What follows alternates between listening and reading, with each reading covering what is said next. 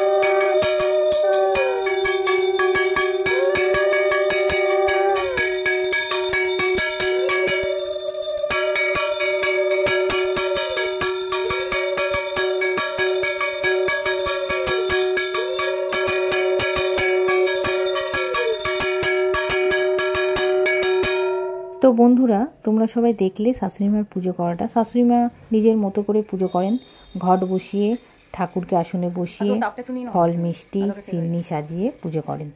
এবারে ফলে ছিল তরমুজ, আম, কলা, শসা, লেবু। তো প্রত্যেক পূর্ণিমাতে আমাদের বাড়িতে পুজো হয়, তোমরা সবাই জানো। এই পূর্ণিমাতেও হয়েছে। এইবারের পূর্ণিমাটা খুব স্পেশাল ছিল, বুদ্ধ পূর্ণিমা। তোমাদের কার কার বাড়িতে পুজো হয়েছিল সেটা অবশ্যই কমেন্ট বক্সে জানিও। পুজো করার পরে একটু ভিডিও তুলে দিলাম।